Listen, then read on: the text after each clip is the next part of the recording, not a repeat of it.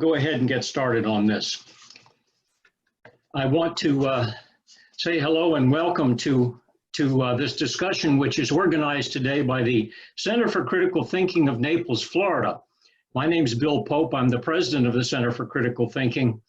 The CCT is a platform to organize consideration of topics of local, national, and international importance.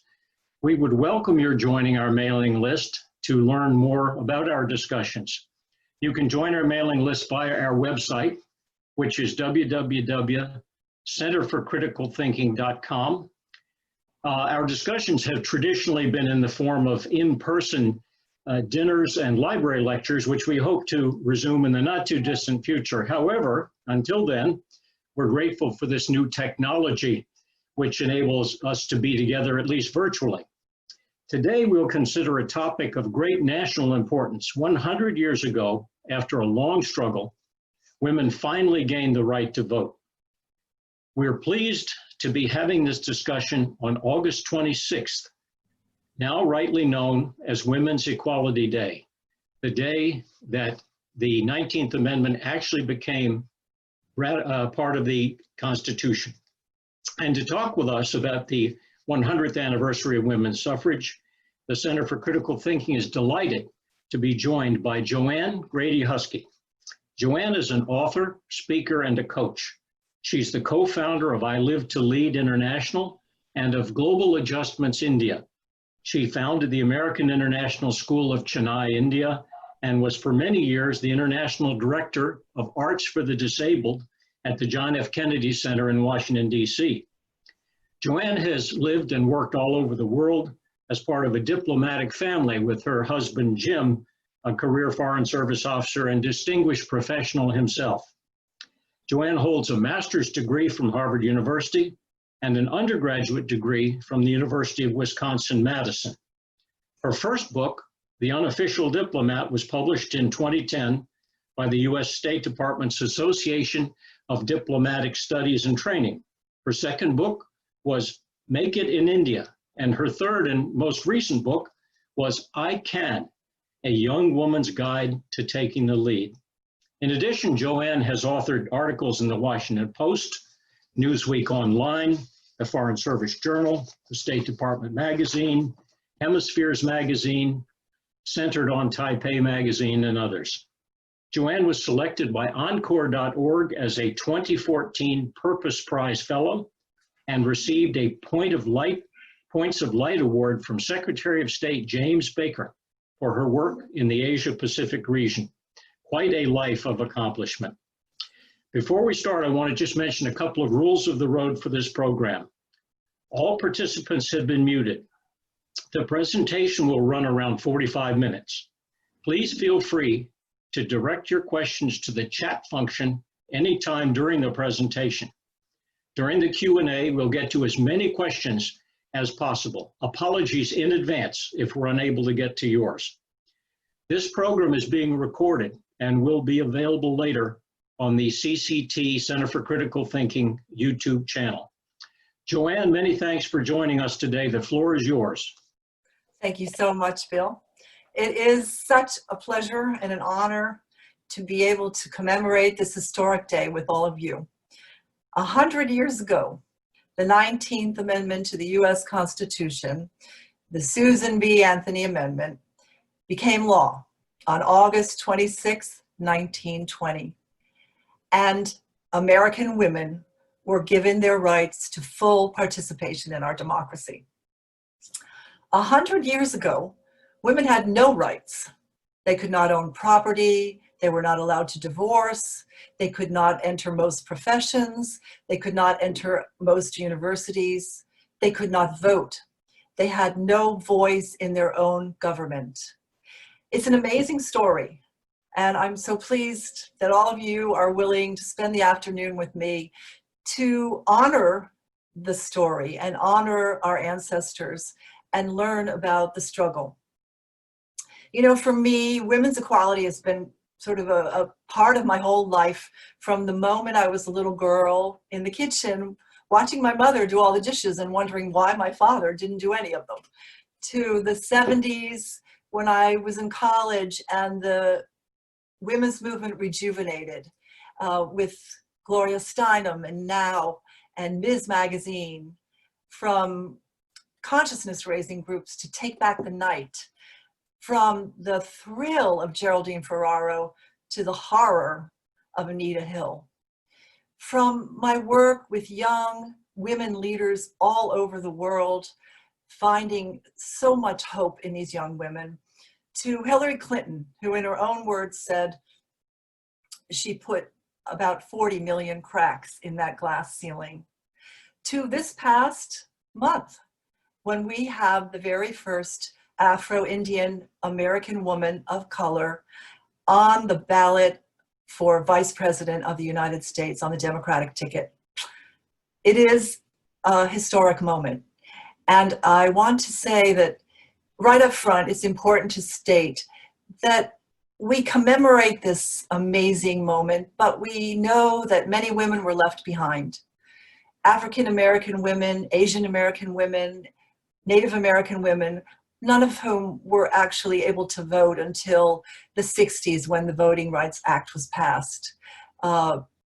This is a stain on this history and a shame. And as you know, we still are dealing with that shame in this country, the shame of racism, with thousands of people marching in the streets today, stating that Black Lives Matter. So let's get into the story. Right now, I'm working with the League of Women Voters, and that is an organization. I'm sorry, excuse me. I'm going to share the screen. I'm going to share the screen, and we'll go with the slideshow now. So I'm working with an organization called the League of Women Voters. And we are a nonpartisan organization. That means we do not endorse or oppose any candidate, but we are a political organization. So we take positions on issues of the day that we find are important to the common good. It was established in 1920, about 6 months prior to the passing of the 19th Amendment. And despite our name, the League of Women Voters, we actually have about 20% men. Our goal is to educate voters about the system, about our government, about their rights as citizens, and to advocate for issues that affect their lives on a regular basis. So what we're going to cover today, I want to talk a little bit about what happened before the 19th Amendment, what led up to the 19th Amendment, and then about the struggle, the 72-year fight to gain suffrage. It took 72 years for women to achieve equal citizenship in this country. Can you imagine, can you really imagine if 50% of the population, which happened to be men, did not have a vote or didn't have rights to be full citizens for 72 years? And then we're going to talk about what happened since this amendment was passed 100 years ago, some of the progress, and we'll take a look into the future. So, John Adams, who was our second president, was on his way to Philadelphia to meet with the founders, and they were about to write something called the Constitution. And his wife, Abigail Adams, wrote him a letter at the time, and she said, "In the new code of laws, which I suppose it will be necessary for you to make, I desire that you will remember the ladies and be more favorable to them than your ancestors. Do not put such unlimited power in the hands of husbands. Remember, all men would be tyrants if they could. If particular care and attention is not paid to the ladies, we are determined to foment a rebellion and will not hold ourselves bound by any laws in which we have no voice or representation." Of course, John Adams went ahead and wrote the Constitution with the other founders. And do you think it guaranteed all US citizens the right to vote? True or false? False, it did not. When George Washington was president, when George Washington was president,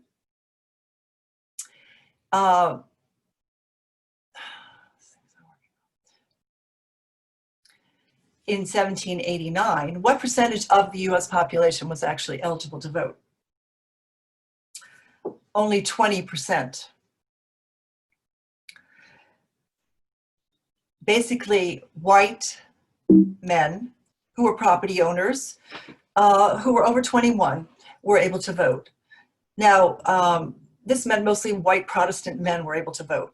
And during the Vietnam War, men who were 18 years old were going and fighting for our country.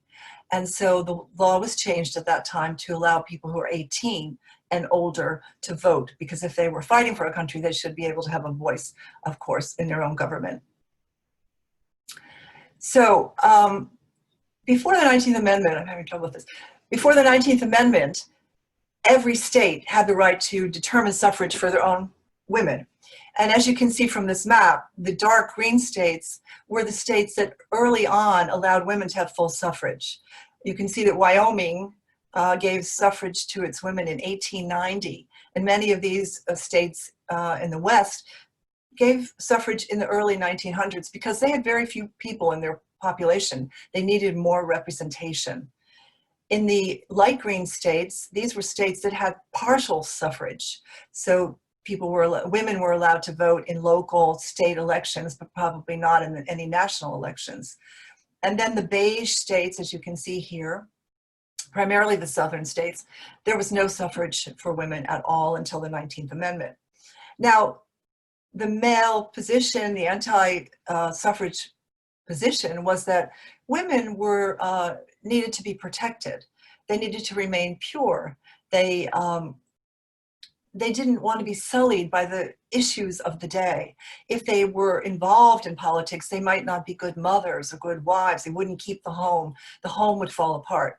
So not only men were antis, but there was a large movement of women who were against the suffrage movement, and they were called the antis. So do you think that Florida passed the 19th Amendment during that time? What time do you think they passed it? Interestingly enough, Florida has lagged way behind and did not pass the 19th Amendment until 1969, if you can believe it. Although in 1921, they, on a state level, allowed women to have suffrage. Better late than never. So let's now look again at what happened during this fight, this timeline of fight. This is a timeline of all the things that interfered in the women's suffrage effort.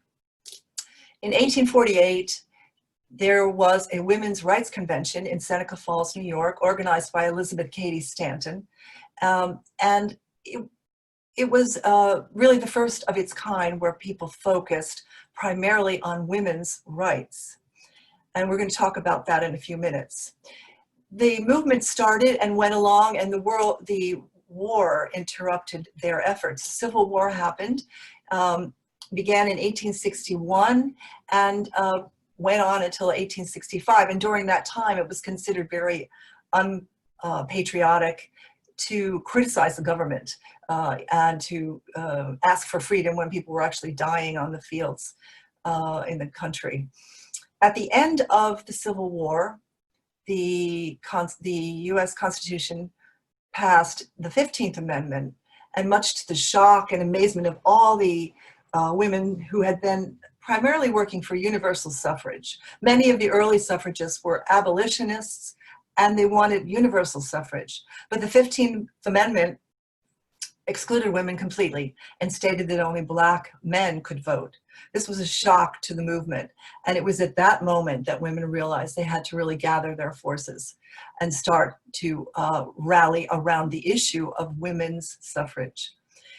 And they passed through the turn of the century into the beginning of the 1900s. And again, another war interrupted their efforts. World War I happened, so during some of the time, again, they were criticized by many people for being anti-American, not standing up for our country in the middle of a war. At the end of the war, again, there was the Spanish flu. and thousands of people actually died from that pandemic. And so that all of these amazingly difficult historical things happened during the fight for women's suffrage. And then in 1920, finally it was passed. So let's talk about the very beginning. As I said, Elizabeth Cady Stanton was really the brains behind the early suffrage movement. She was a brilliant woman. She was a writer and a thinker. She organized the women's conference in Seneca Falls with Lucretia Mott, who was also an abolitionist. And they had been going to abolition conferences and being not allowed to speak because they were women. So they realized they needed to have this women's rights conference. And about 67 women attended and 32 men. Frederick Douglass, who was a freed slave and a civil rights advocate, was a very strong suffrage supporter throughout his life and constantly stayed alongside of the efforts that Elizabeth Cady Stanton began.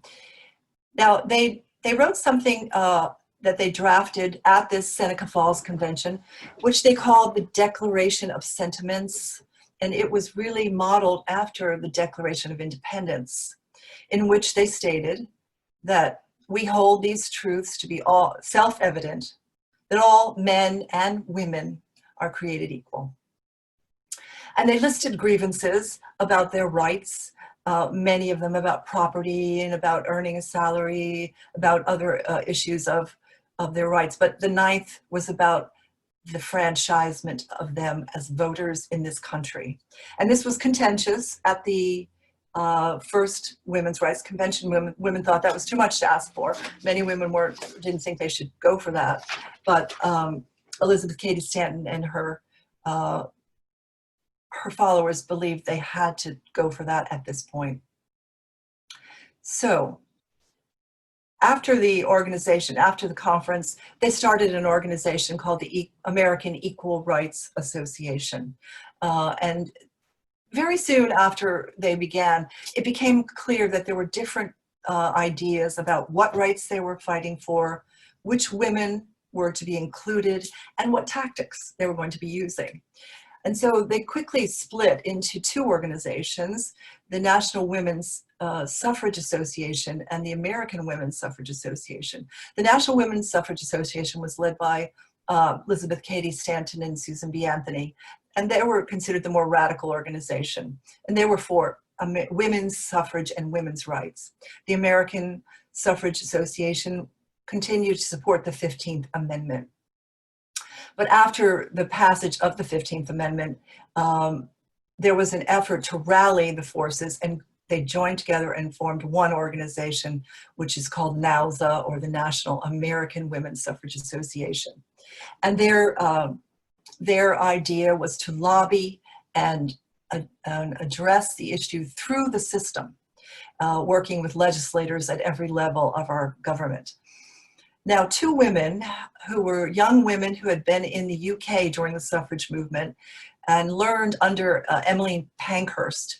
The British got suffrage before we did, and they used tactics of civil disobedience.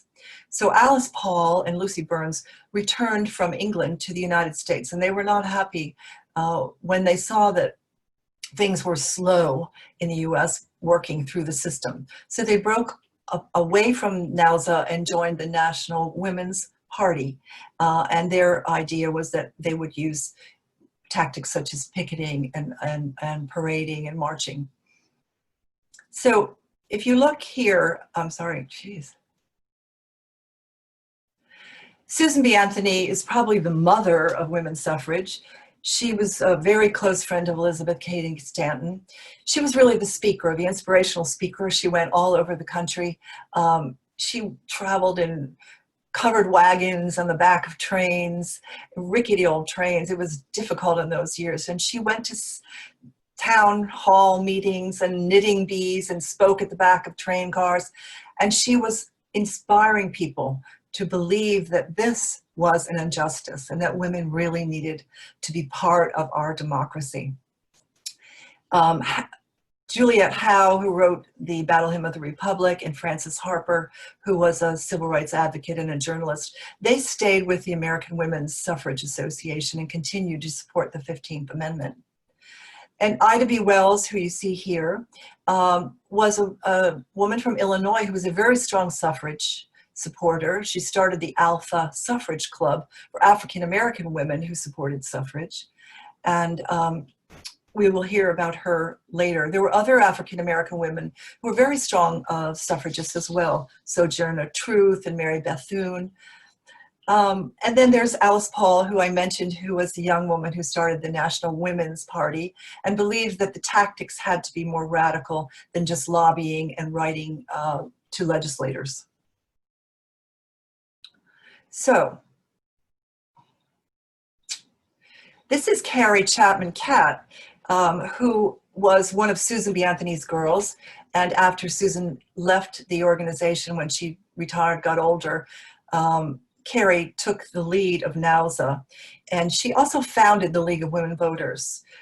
She was a brilliant strategist and an incredibly sophisticated lobbyist. She knew how to work with legislators, to sit down with them and talk to them. She talked to mayors and senators and congressmen. She met with people at all different levels. She even met with Woodrow Wilson on numerous occasions to try to convince him that this was something that his party and he needed to endorse. As I said, she started the League about 6 months prior to the 19th Amendment being passed in order to educate women about what it means to vote and what their rights are and some of the issues they would be confronted with. So Carrie's tactic, as I said, was writing, and all of the NAWSA was writing petitions. They wrote over 50,000 petitions. They made speeches, thousands of speeches all over the country to people at all different levels, men and women, trying to convince them that this was something they wanted to be part of and that women really needed to be part of our government.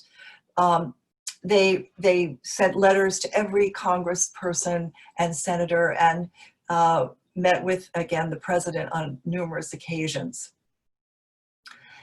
While they were doing these kind of tactics working through the system, there were others who thought civil disobedience was the only way to make a change because it was taking so long. So after the 15th Amendment was passed and women were not included in that, a lot of women said, I'm going to vote anyway. And they went to the polls. Of course, they weren't allowed in. They were rebuked. They were actually, some of them were arrested. The most famous of those is Susan B. Anthony's trial. In 1870, she went, she voted. She tried to vote. They wouldn't let her vote. They arrested her. And they fined her $100 and they're going to throw her into jail. But she made an impassioned speech, which was picked up by the media, the press at that time, and went all over the country. And in fact, she never did pay the fine and she never did go to jail. So they produced banners of all kinds, some very significant statements trying to shame the legislators and shame the president into understanding the importance of this. Here's one: the president will tell you that we have democracy in this country, but we have not. So many million women cannot vote. This is not democracy. And as you know, our voter rights right this moment are being suppressed in various ways. And it is important that democracy thrives and that we all can vote freely and easily. So they were writing banners, they were doing all kinds of demonstrations, but the National Women's Party, women, believed in demonstrations that were more visible in the streets. So they went in front of the White House. They were one of the first demonstrators ever to demonstrate right in front of the White House in Lafayette Square. And they addressed the president directly on their banners. And they stayed there through the rain and the snow, through long, long days and nights, waiting to change people's minds. This unfortunately happened during World War I, and so many onlookers felt that they were unpatriotic to be doing this, criticizing the president in front of the White House during a war. And over 200 women were actually arrested between 1917 and 1919. They were thrown in jail for demonstrating in front of the White House. But they continued and persisted until November of 1917. 33 women were arrested. Some of the most prominent suffragists were arrested, and they were thrown into the Occoquan workhouse down in Virginia, south of Washington, D.C. And they were treated like criminals. They were beaten, their heads were bashed against the cells, they were knocked down. They were treated very, very poorly. I'm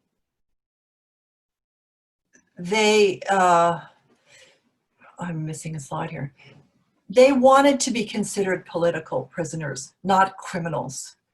And so they decided to go on a hunger strike. And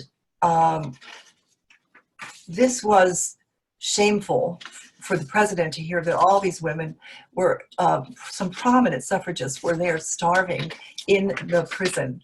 And the press got a hold of this and called it the Night of Terror, because not only were they starving, and they were all on a hunger strike, but they were force-fed. So there were tubes that were taken and shoved down their throat, and then food was poured down their throat. Over 55 times they were force-fed. This woman, Rose Winslow, said of this experience, "One feels so forsaken when one lies prone and people shove a pipe down one's stomach. We are making this hunger strike so that women fighting for liberty may be considered political prisoners. God knows, we don't want other women ever to have to do this over again." They also organized huge parades. The most famous parade was the night before Woodrow Wilson's inauguration, when thousands of women came to Washington, D.C., all wearing white with sashes of purple and gold. And they marched down Pennsylvania Avenue and trying to make the point that half of the population was not included in this freedom of democracy. And during that time, Ida B. Wells, as I said, was from Illinois. She attended, as many women came from all over the country.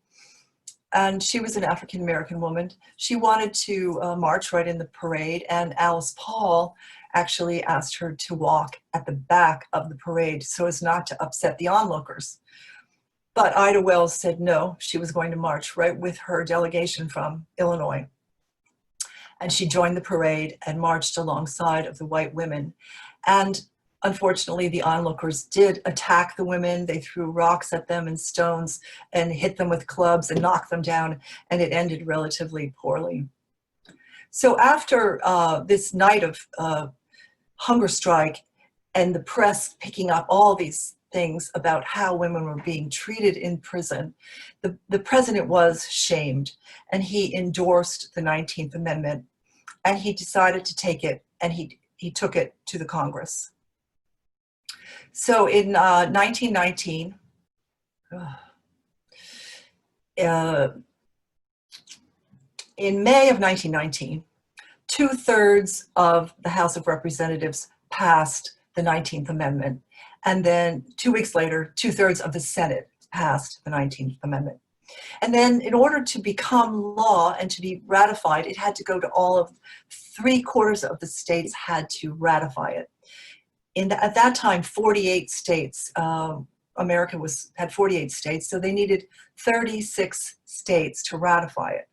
And the woman took off and went to every state, working with legislators, trying to convince everyone of the significance of this bill. And they did get 35 states to ratify it. So there was only one state they needed more, and they looked at all the states possible, and they were mostly southern states. it could have been North Carolina. They decided to all descend on Tennessee. So in the summer of 1920, in August of 1920, a very hot summer, the entire women's movement, the women from the NAUSA, Carrie Chapman Catt, and Alice Paul, Lucy Burns from the National Women's Party, and all the aunties, the women who were against the amendment and who were very strongly organized, they all came to Tennessee. They all came to Nashville, Tennessee. And they all descended on the Hermitage Hotel where the legislators were staying during this summer legislation period.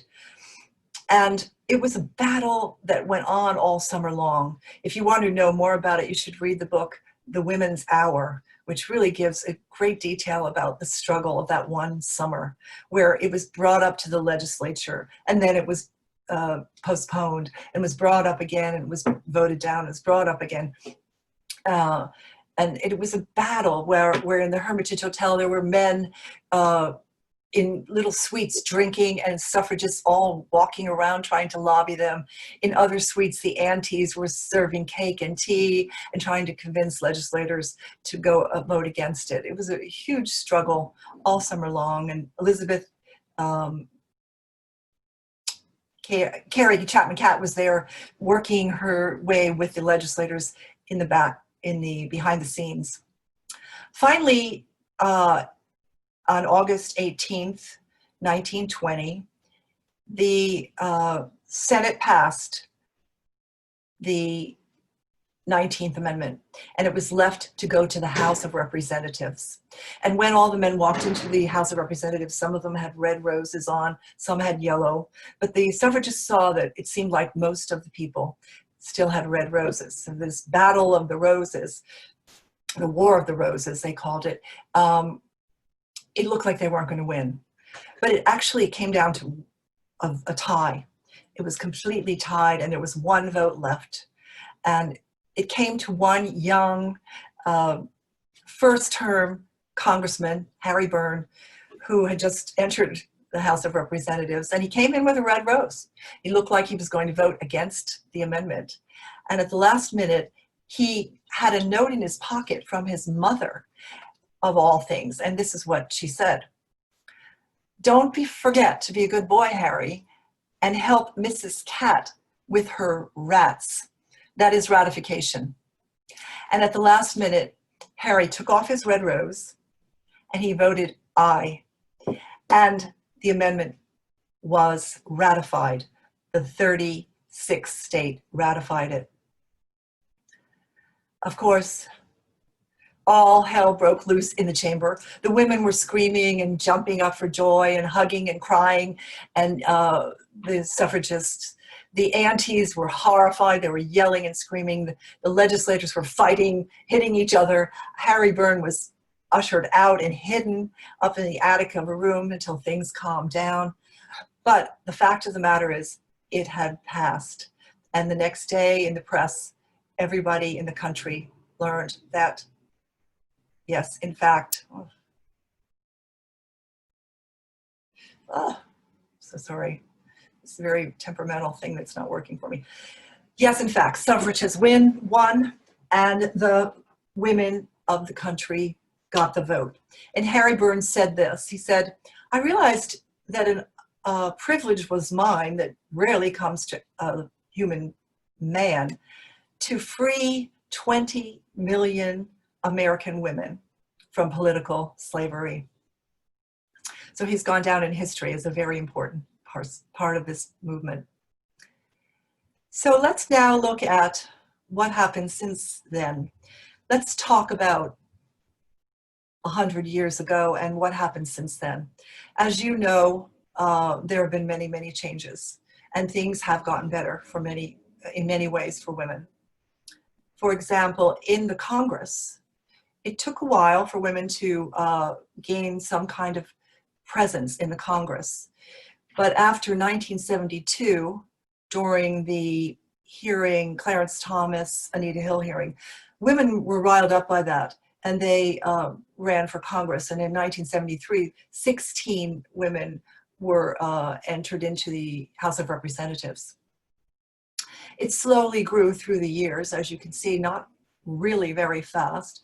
In 2016, as you all know, Hillary Clinton was nominated to be the presidential candidate on the Democratic ticket, and she didn't win.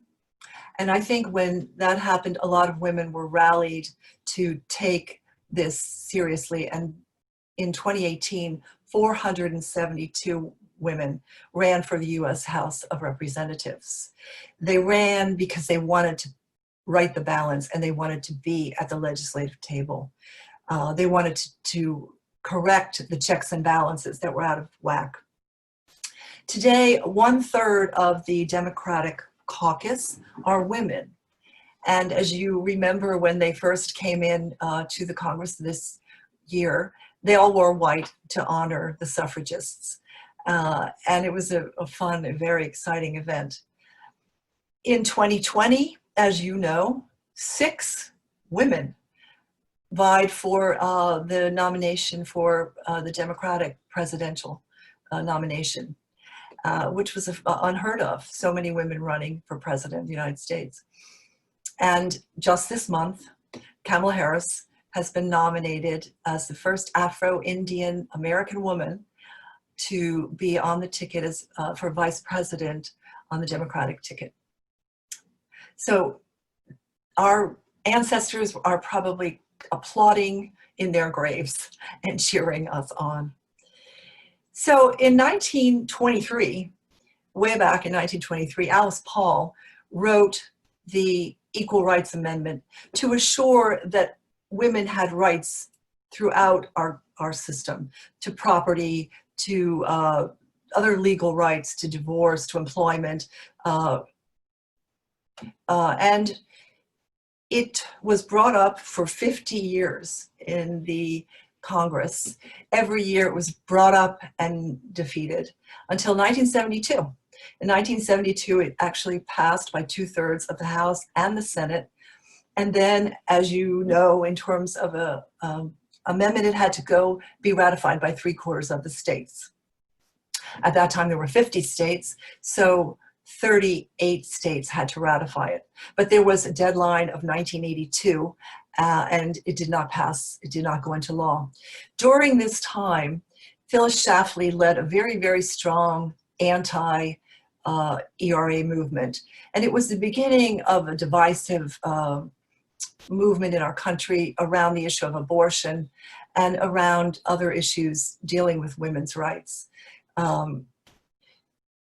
In 2020, this year, in Virginia, they passed the ERA and were the 38th state to actually ratify the amendment.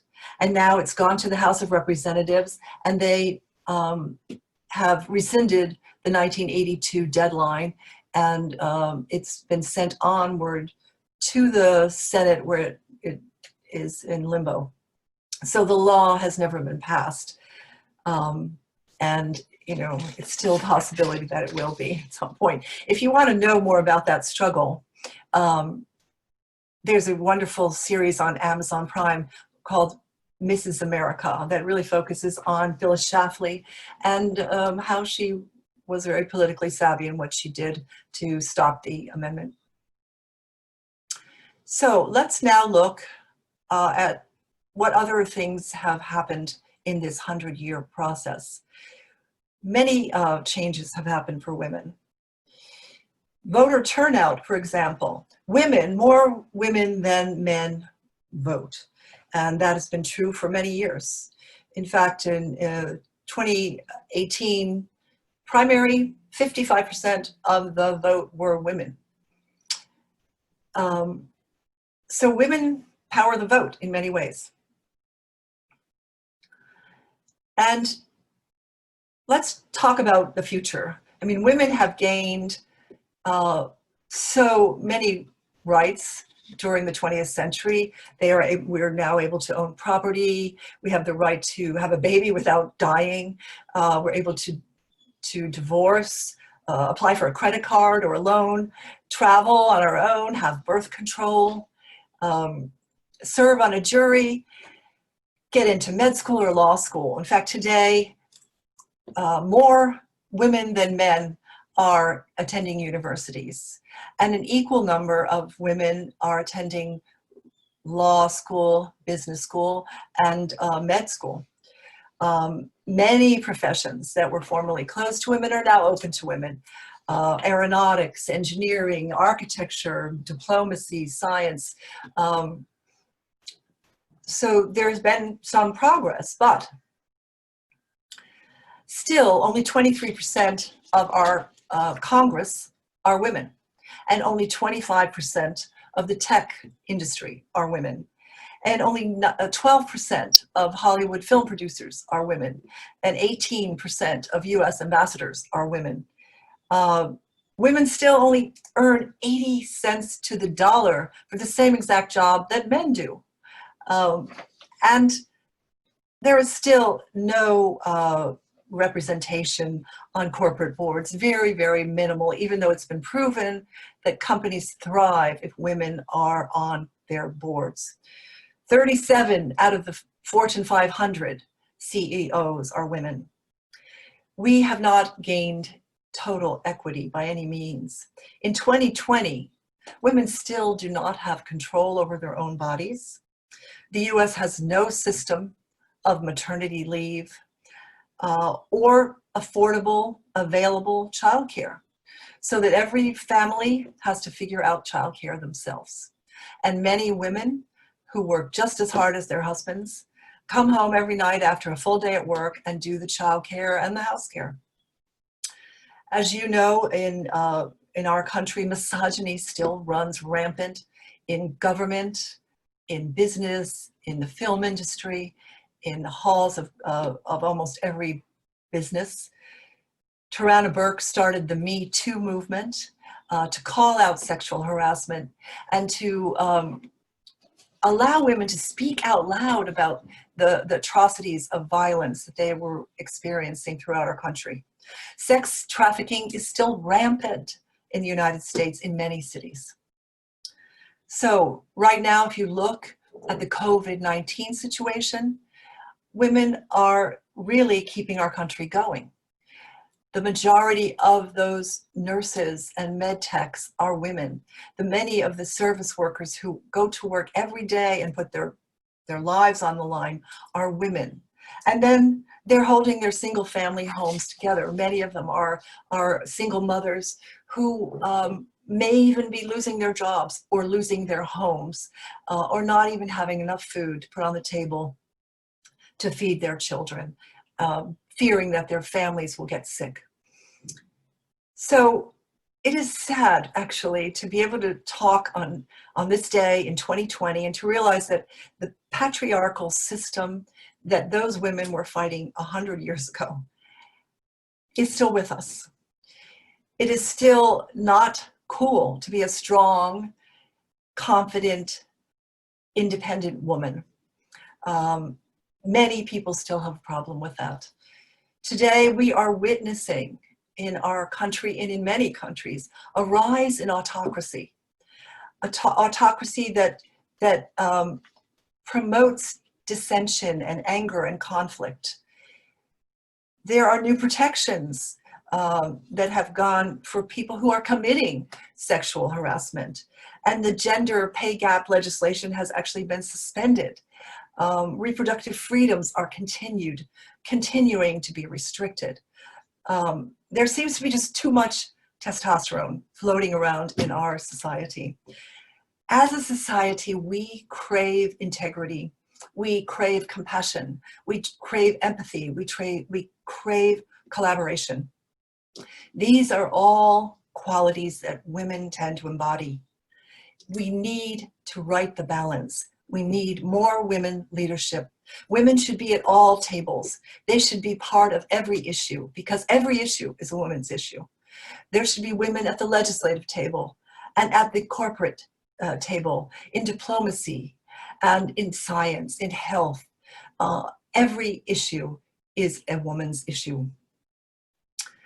Because, you know, we have seen over and over that if women are empowered and women succeed, they not only help their families, they help their community, they help their village, they help their country.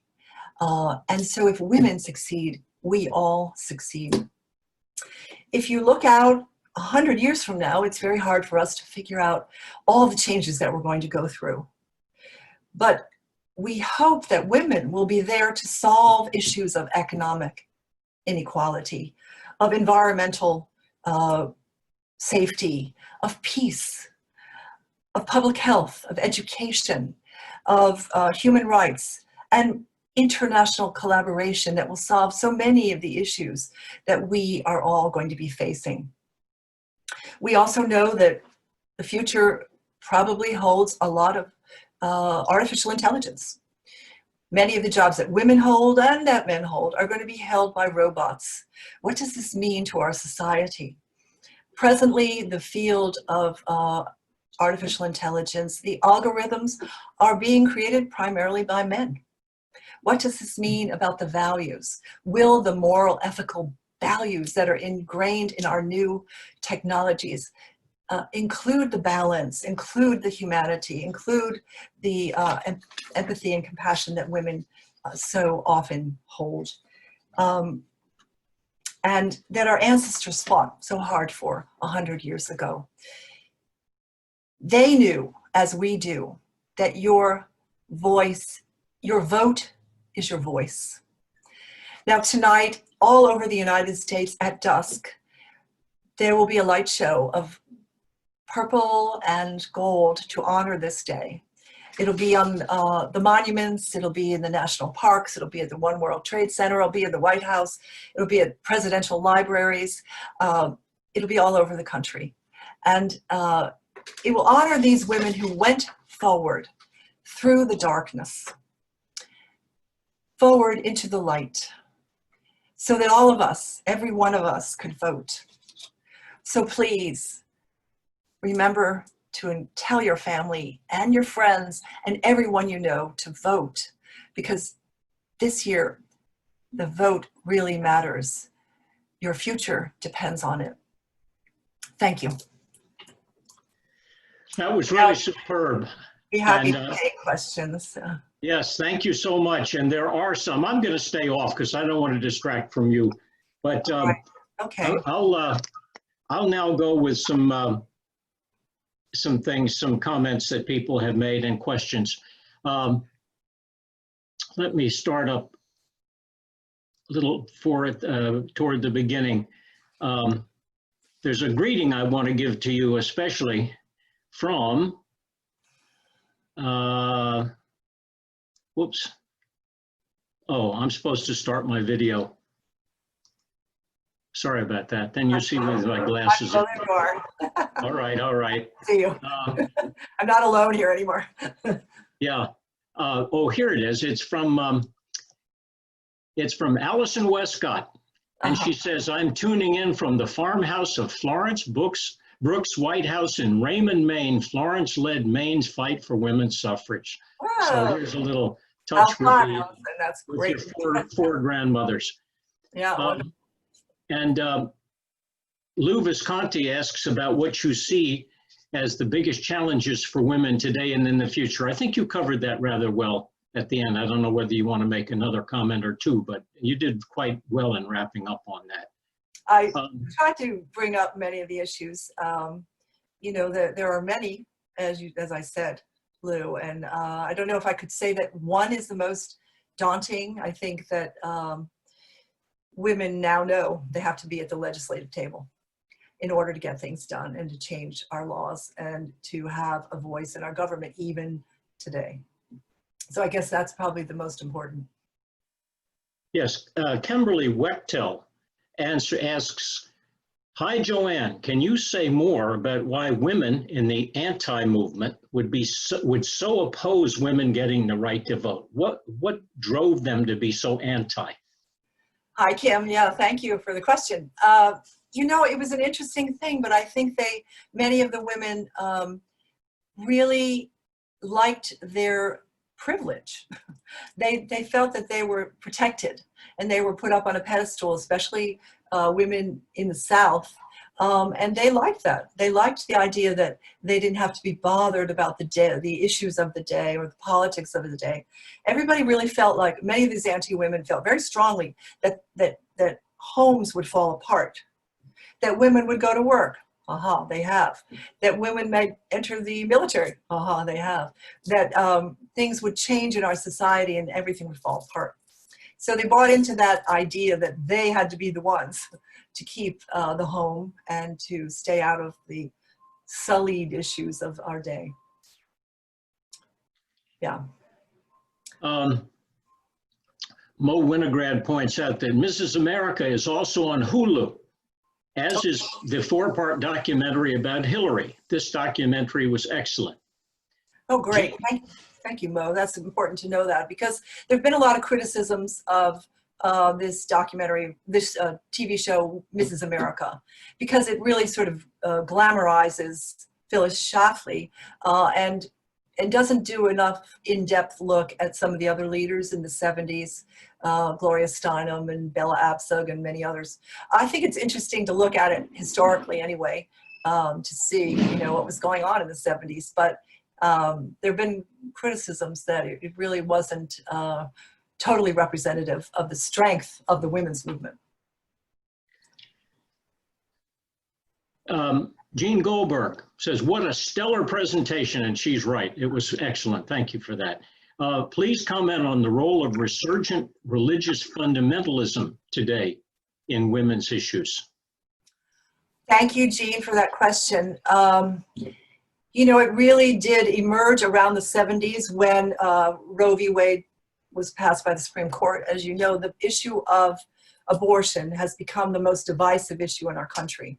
And that was really the moment where our country divided into two kind of camps, one pro-life and one pro-choice, as you know the issues.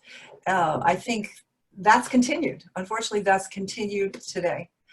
We still see that many states are trying to pass laws to restrict women's right to control over their own body. And so it's been an issue that continues to divide our country. And I think it's developed, that it was actually the catalyst that really brought this split that now encompasses many other issues, right?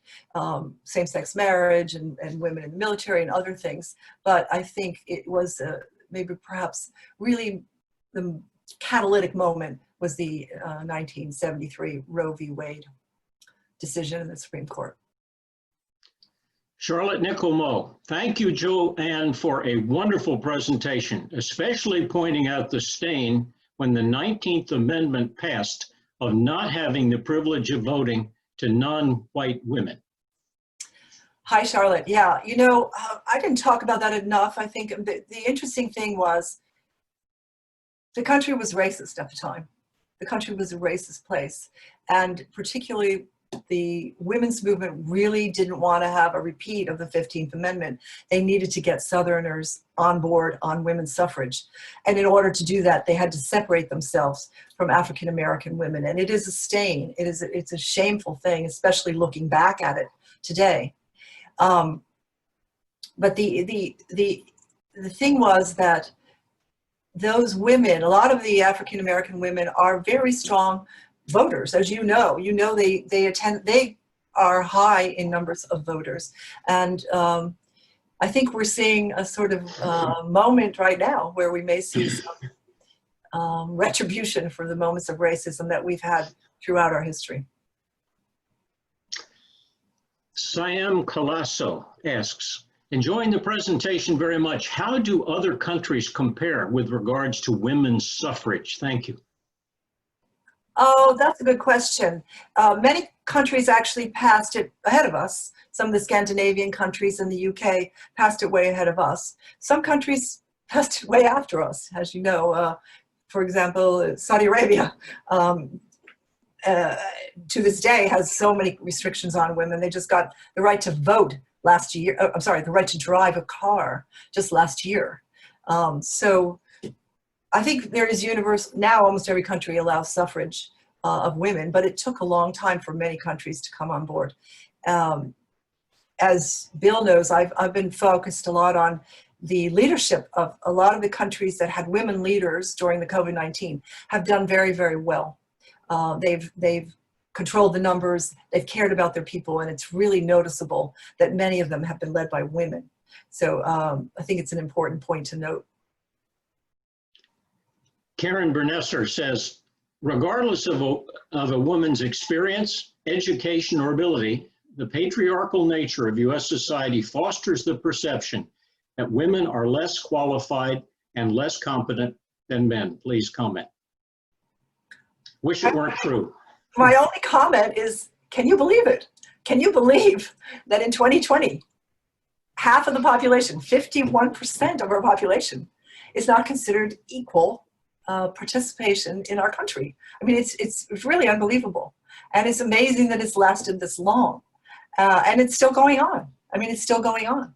And, I think that anybody who's grown up as a woman, which many of you have, cannot help but think, why am I a second-class citizen? How could I possibly be? I am an equal member of this country. And so I think,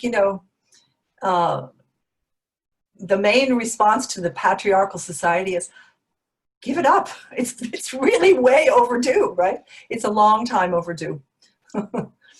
Related to an earlier question, Michael Riley notes, many women have become heads of their governments in Europe and elsewhere. Merkel, Thatcher, currently the woman prime minister of Finland, recently South Korea, other Asian countries. Why do you think the US has lagged so far behind Europe and other countries? Hi, Mike. I know that's a complicated question, but. That's a great question, Mike. Hi, how are you? I think it's an interesting question. We should be leading and we're not. Why is that? The women way back 100 years ago said that the hardest thing that they had to fight was the societal attitude. It wasn't the law so much, it was the attitude among the people. And we still have that attitude. We still have it in many, many parts of our country. Many people do not believe that women should be equally involved in anything. Why other countries have gotten way ahead of us is hard to say. I do think that there is some countries where there are more laws in place that make sure that women are equal. There are countries that have full childcare. They have maternity leave for weeks or sometimes months. We have none. There are many, many areas where other countries are taking the lead in controlling violence against women, which has waved here. It ebbs and flows. As I said, now they're reversing some of the protections for women who've been sexually harassed, and they're protecting the harasser. This is amazing in 2020, I think. Ken Har writes, fabulous presentation. You filled many of the gaps in my own knowledge of the history of women's suffrage. It's not a question, but something I agree with. There were a lot of interesting facts there that you added. Are women's issues, this is from Kit Baker, are women's issues part of the League of Women Voter impact on issues adopted policy positions? Well, that's a very good question. It is an organization that was founded by women to make sure that women were prepared to vote and understand their democracy, understand their government, understand their rights. We still are very much that kind of an organization. We work hard to make sure everybody knows how to vote. Everybody understands what it means to be a citizen and the right to vote. We don't necessarily take positions on women's issues per se. It really varies. We study issues very carefully, and we take positions on issues that we feel would affect the common good.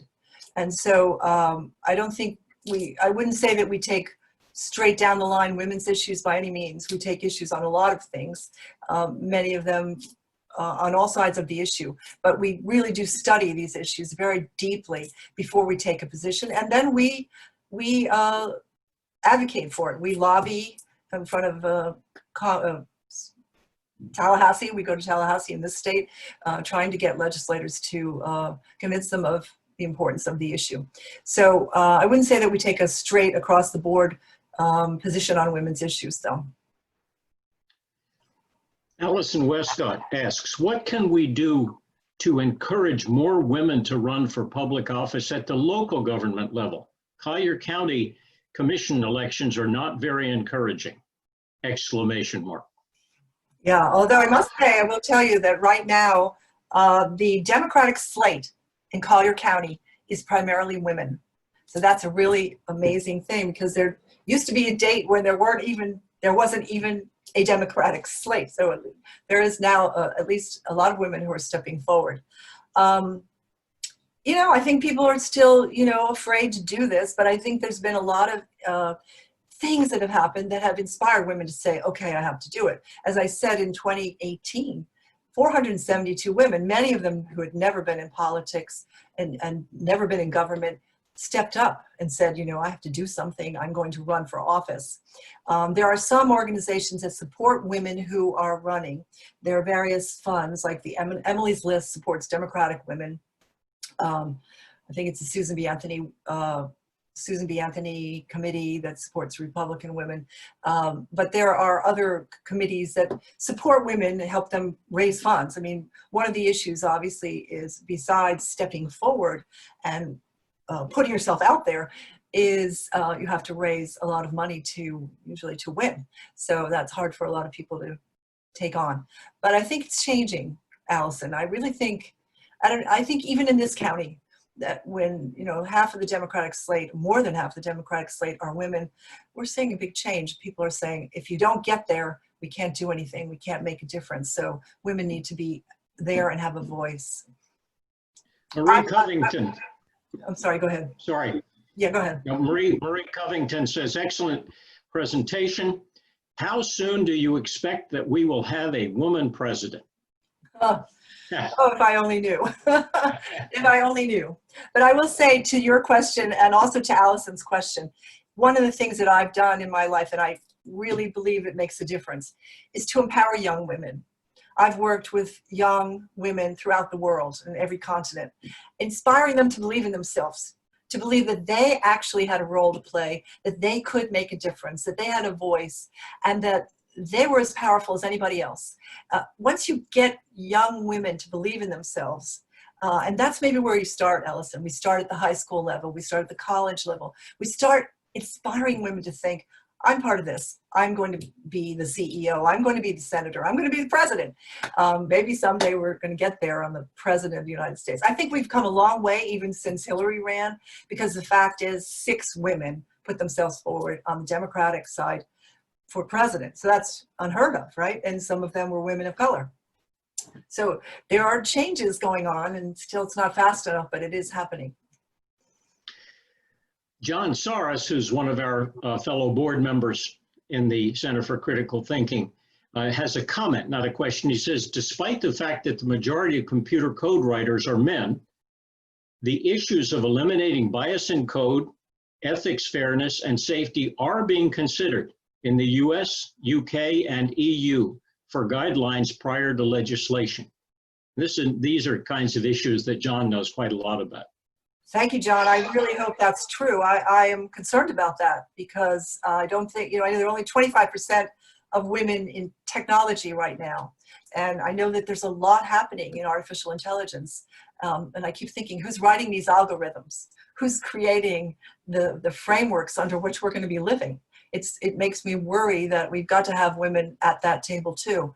And there's an organization called Girls Who Code, which inspires girls to get more involved in technology at a young age and then move into working in technology.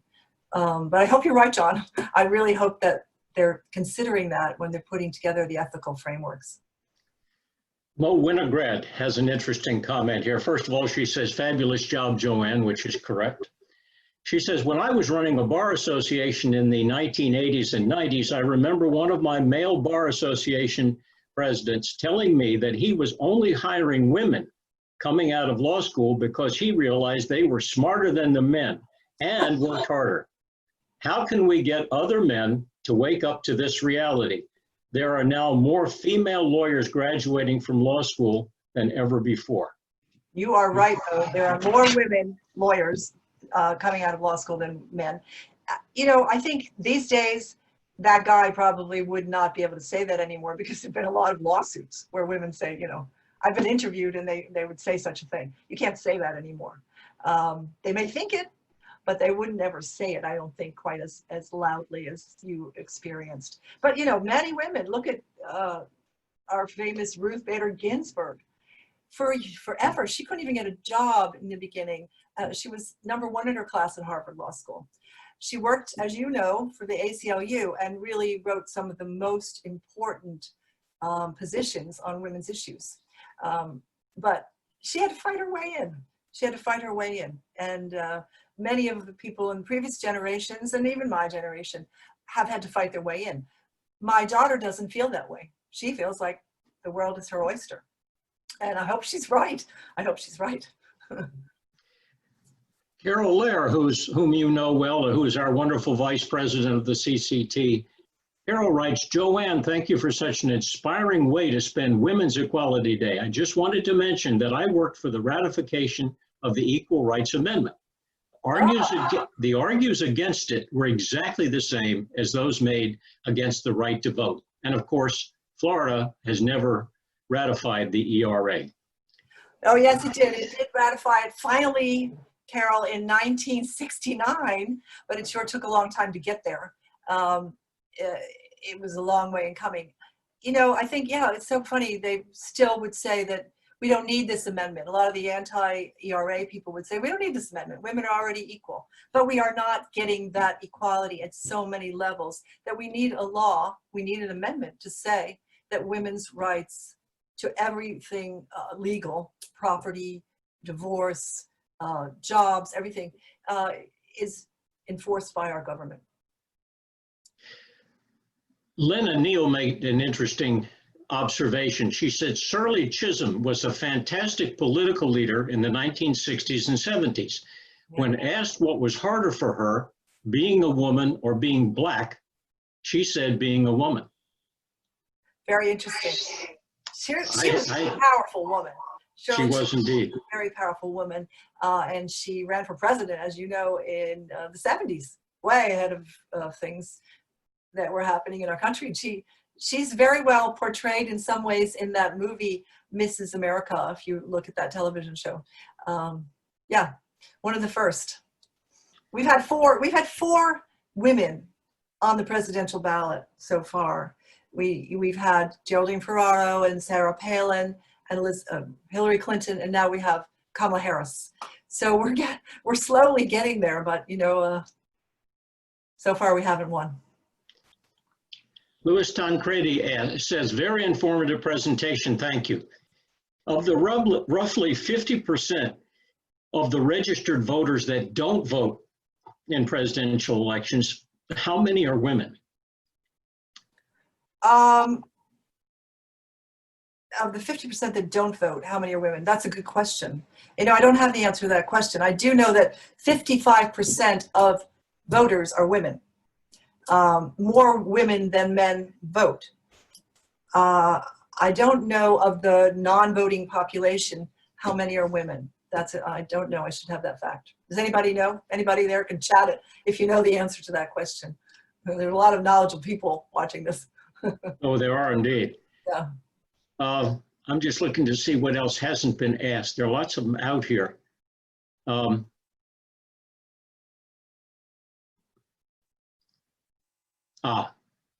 Has the League of Women, this is from Mo again, has the League of Women Voters come up with any way to appeal to evangelicals when you can't get past their driving opposition to abortion?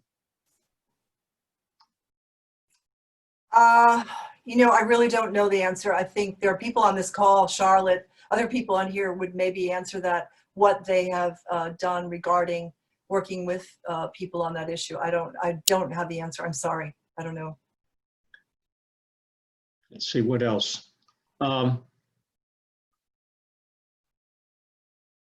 Again, questions regarding that have been partly answered that you dealt with about what the biggest challenges for women today and in the future? I know that's a huge question, but if you want to add to anything Well, you've I'll said. say one thing that's interesting. I think young women don't realize, they feel they don't have any issue until all of a sudden they get to work. They get jobs, they get great jobs, and then the issue is who's taking care of the family, who's taking care of the children, and who's going to do the work at home. And that issue's still there. I mean, so many women are confronted with that later when they all of a sudden say, hey, wait a minute, this isn't equal. This isn't equal. Why am I being punished because I have a child that's sick and I have to go home from my office when, you know, my husband doesn't do that? So those issues, I think that is where really women become totally aware of the fact that we have a long way to go. Diana Sewell, thank you, Joanne. Here's an interesting one. Thank you, Joanne. I was telling our 7-year-old granddaughter, Lily, who is ready to start 2nd grade virtually, about the struggle to win the vote by telling her about the great and great-great-grandmother's role in the struggle. Good. And now she stands on their shoulders. But I struggled to make it understandable for a 7-year-old. Any suggestions on how we share the story so that it inspires involvement? That is such a great story. You know, Isn't that a great question? the reason I'm here today, the reason I'm putting myself out here is I really think people need to understand that it wasn't easy, that our vote didn't just come to us, and that it really is worth a lot to be able to vote, and that we really, really need to honor that. And like whoever asked the question, how many women do not vote? I don't know, but how can they not vote when people fought so hard for so long to get this right? And it is the only way that your voice is heard. So I think, you know, when you're working with young girls and young children, to tell them what an honor and a privilege it is to be able to be full participants in our government, to have a voice, and that is to vote. Take her to the polls with you. And, you know, we're having so much trouble right now with voter rights. There have been so many issues going on where they're trying to suppress the vote. It is important to tell people vote, and vote early, get out there, make sure your vote counts. But I think you can show your daughter what you're doing. If you're doing a vote by mail, show her how it goes, how you make it and where you mail it. Or if you're going to vote at the polls, take her, bring her in and show her what this means, because someday she'll remember that. Charlotte Nickelmo is answering. Insofar as the abortion rights issue, we definitely advocate and support a woman's right to choose. And we, I assume she means League of Women Voters. Yeah, oh great. Thank you. Regarding advocating to one group, the answer is no. Thank you, Charlotte. I wasn't sure, and I didn't want to wade into difficult waters. I'm very glad that you answered that for me. Thank you. Yes. Mo Winograd again, just found this, quote, the Knight Foundation survey of 14,000 people released on Wednesday, considered by the foundation to be the most comprehensive study ever attempted to explore why people don't vote, found that chronic non-voters skew 53% female, 65% of unaware non-voters, unaware in quotes, non-voters, were women. This is a subgroup of non-voters least likely to mobilize and unable to answer questions about government or hot-button issues. That's from the Knight Foundation. Wow. Thank you for that, Mo. That's a very important fact. Why people are opting out is hard to understand. I think part of, you know, originally there was the issue of, you know, who's on the ballot. We have 2 older white men, and maybe a lot of women don't relate to that, or a lot of people in our country don't relate to that. But now we have a little bit more diversity on the ballot. Hopefully it'll bring in some more votes. We hope. That's an important, I don't know, Mo, I mean, anybody out here would be really important to know, how can we reach those people who have decided they don't want to use their voice and vote? Yes. You know, I'm doing everything I can this year to get people to vote, because I think it's really an important thing that we all participate. Everyone needs to participate. And I'm just looking to see what isn't a duplicate here. They're still coming in, but Wow.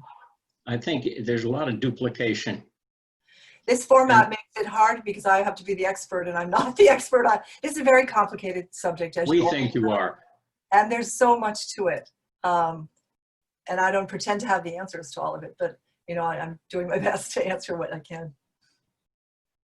I think we've gotten to most of the original questions that aren't duplication. The one constant through all of them that it was excellent. Thank you, thank you. So that's the one constant. Thank you all for being there. I mean, it was really so great to be able to do something today to honor this 100th anniversary. Yes, it's true. Oh, just a moment. Let's see what we have. A couple more coming in that I hope are not duplicates.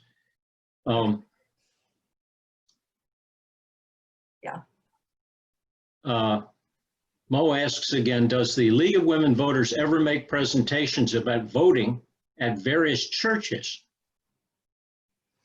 Yes, I think we do. Yes, we have. And Sandy Parker, who was the head of the League of Women Voters here in Collier County, makes a very good presentation on what's on the ballot, what's coming up, and all about voting in Collier County. So I recommend, if you don't know about her website, it's called Sparker's Soapbox. Very, very good. And she's done presentations at churches.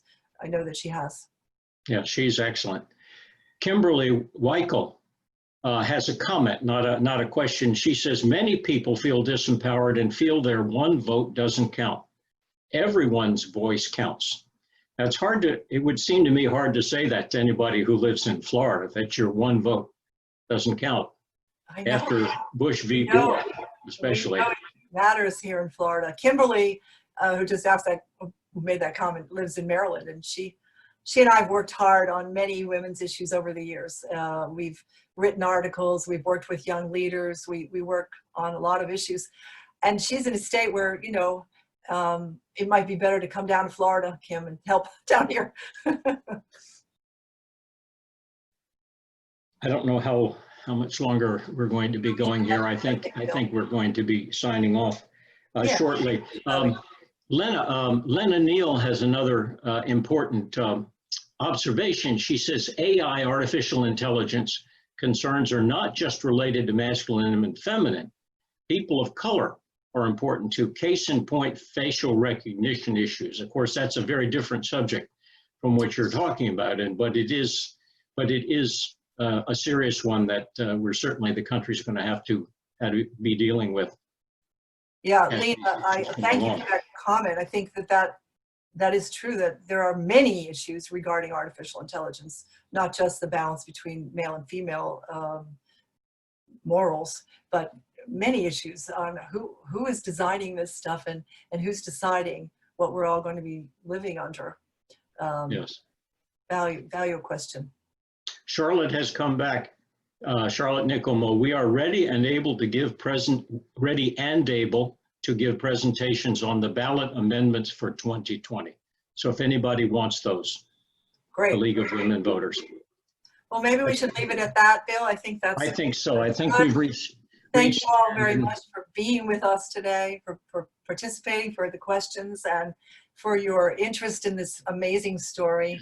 And tonight, I don't know whether we'll see any of these light shows in Florida, but wherever you are, if you're not in Florida, look, because there's going to be some beautiful purple and gold light shows all over the country at dusk. And we thank you so much for sharing your time and expertise and this amazing story of grandmothers who were doing this. I do want to mention before we go that I want to alert you to our next webinar, our being the Center for Critical Thinking, next webinar, September 10th at 4 p.m. It's going to be moderated by Elaine Reed, who many of you all know, the president and CEO of Naples Historical Society. Elaine's presentation will be a look at the Society's most recent major effort, the Naples Historic District Initiative.